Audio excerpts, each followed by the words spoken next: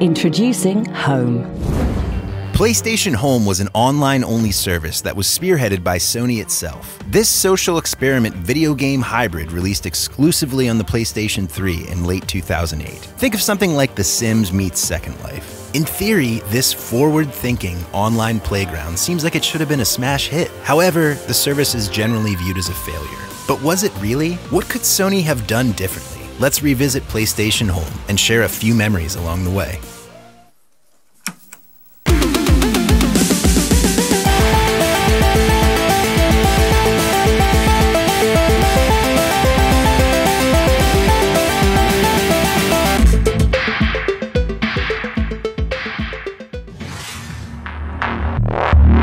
Some of you may remember PlayStation Home as just some random application that sat unused on your PlayStation 3's cross-media bar, while others may have spent countless hours with it, meeting plenty of new people along the way. Regardless of which type of person you are, one thing is for certain: Sony made an extremely ambitious and risky decision to see PlayStation Home from concept to reality. So where did it all begin?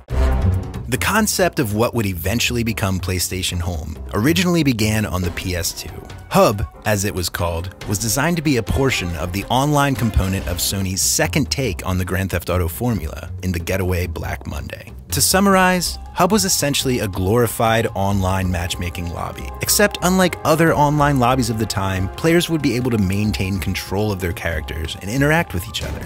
Hub was designed to be a meeting place for players to hang out, socialize, and to plan their next mission from within the Getaway 2. Sony London had a very progressive idea on its hands with Hub, and Sony's then president of Worldwide Studios, Phil Harrison, saw its full potential. My hope is that every PlayStation 3 user is part of Home, but I know that that's not going to be practical. Under Harrison's guidance, the scope of Hub would eventually outgrow the Getaway 2, and it would become its own independent project. Due to the PS2's relatively small online user base, its development was shifted to the PlayStation 3, and PlayStation Home was born. Phil Harrison officially revealed PlayStation Home at the Game Developers Conference in 2007. Harrison stated that Home would be a platform for all PS3 users to gather and interact with each other. They would even be able to load into other PS3 games from within Home. He went as far as to create a new industry buzzword for it: Game 3.0. After a lot of hype, several delays, and a few closed betas, PlayStation Home would begin its never-ending open beta on December 11th, 2008, to, mixed results. Was it the Game 3.0 that Harrison had promised? Well, sort of, but really, it was just kinda meh. When logging into Home, players would first need to create an avatar. There were a few different faces to choose from and a very limited amount of clothing options. You would settle on your somewhat generic-looking character, and after a long load time, you would warp into your sparsely decorated virtual apartment. There wasn't much to do there at first, so your next step was to teleport to the game's advertisement-filled central meeting point. This is where you would get your first dose of interacting with other players. You probably would have seen a bunch of avatars using the dance emoji at inappropriate times, and probably a bunch of male avatars bombarding the female ones with chat messages. Spoiler alert, fellas, the female avatars were probably a bunch of dudes too. PlayStation Home's user base was reported to be 80% male by the game's director, Peter Edward. But anyway, back to Home. Aside from the social insanity that was found in the main hub, there were a few other activities that you could check out if you so desired. You could visit the in-game movie theater, where trailers of upcoming Sony movies and video games would play on loop. I distinctly remember seeing the trailer for that Nicolas Cage Astro Boy movie at least a dozen times. Once you had your fill of the theater, there were a few themed worlds that you could teleport to. They were based on new and upcoming first-party Sony titles like Uncharted or Infamous. And there were worlds from third-party studios as well, like Ubisoft's Far Cry 2 world.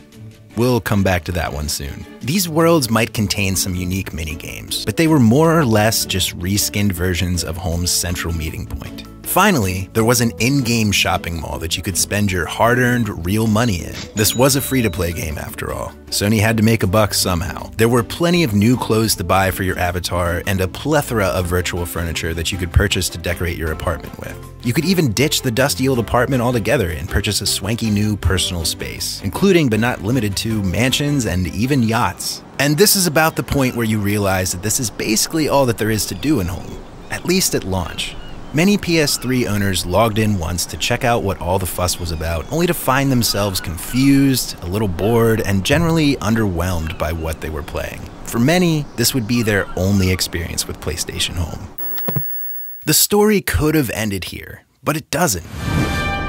Against all odds, Sony stuck with Home, and it managed to cultivate a small but very dedicated fan base. Over the course of the next 9 years of Home's existence, Sony threw a lot of muscle into Home in an attempt to improve it and attract new players. I'm not going to go over every single update in this video, but here are some of the highlights.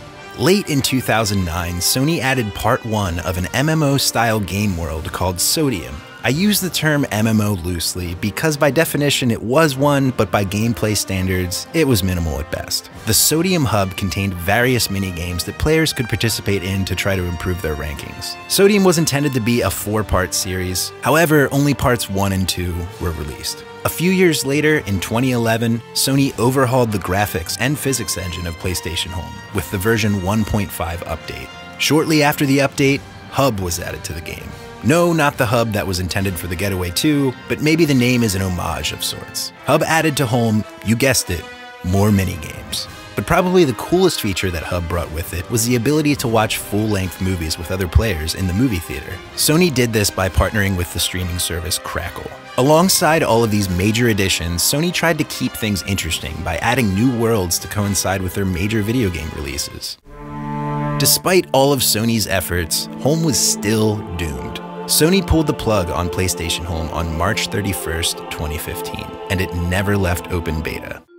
Well, that is the brief history of PlayStation Home, but the question remains, was it a failure? Surprisingly, no, it wasn't. At least not entirely. That dedicated fan base that I mentioned earlier, they spent enough money on in-game items to keep Home servers running all the way into the twilight hour of the PS3. But in turn, Home never managed to gain the mass appeal that I'm sure Sony had envisioned for it. I think if Home had been handled differently, it could have been so much more than it was. As an example of what I'm talking about, I want to share my own story with the game. My experiences with PlayStation Home are few and far between.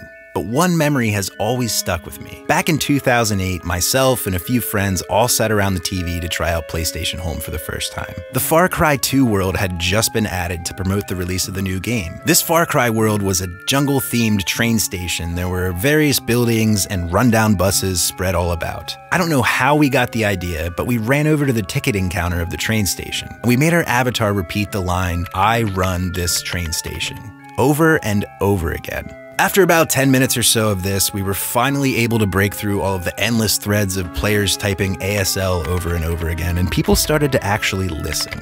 Oh, and for those of you that didn't grow up with sketchy Yahoo chat rooms and a 56K modem, ASL stands for age, sex, location.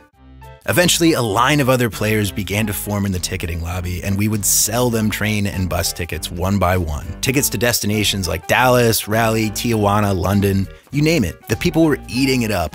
They would pretend to purchase the ticket from us, and then go wait at the bus for departure. After about an hour or so of this, business was booming. So much so that we became overwhelmed. The line became so long that it was queued up all the way outside of the lobby door. Suddenly, a short, portly avatar by the name of Darp, D-A-R-P, Darp, cut to the front of the line. He didn't want a ticket, he didn't want to know our ASL. Instead, to our delight, he simply asked, "Are you hiring?" Of course we were. Darp was hired as a janitor on the spot. He immediately started to assume the role and began to clean up imaginary messes in the train station lobby. Job's done. After everything was cleaned up, he would ensure that the ticket line remained neat and orderly, all while taking tickets from passengers so that they could board their buses. The whole situation was completely ridiculous and hilarious. So what am I getting at here? Well, did you notice that at no point in that story did we play a minigame or purchase any virtual furniture? No, we didn't. Home was at its core a social experience. Its best moments came from player interaction. While Sony may have realized that, they didn't capitalize on it enough. They should have nurtured that aspect of the game more than they did. I think the moment Home turned for the worst can be pinpointed to one quote from Jack Buser, the director of PlayStation Home in 2009. "The vision of Home had evolved," he said. Sony had built Home as a social network for gamers, but development was shifted into, quote, "a game platform first and foremost." Throughout the rest of Home's existence, Sony adamantly tried to turn Home into a video game, even though it was clearly never destined to be one. Its real appeal was its community and its unique social interactions. Had Buser and Sony focused more on the social network for gamers aspect of Home, then they may have had something truly groundbreaking on their hands. Maybe PlayStation Home's future would have been brighter if Phil Harrison hadn't left Sony just before the open beta released. After all, Home was Harrison's passion project. But who knows, it is what it is. Whether you loved it or you hated it, Home should be remembered as more than just a speed bump in PlayStation's history. Sony clearly had grand intentions with Home, and even if they could have and probably should have done a few things differently, they saw it through until the bitter end. Unlike the poor Vita. Yeah, even PlayStation Home had a longer lifespan than Vita. Do you have any memories with PlayStation Home? Did you encounter anyone as awesome as Darp? Well, I'd love to hear about it. And thank you for watching, and see you next time.